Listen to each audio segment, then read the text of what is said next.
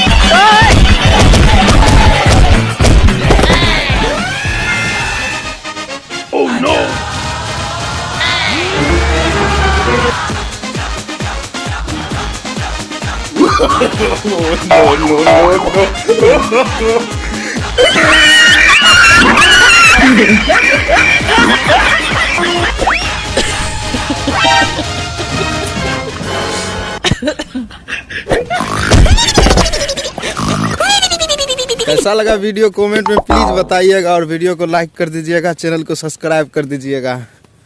मस्त है ना।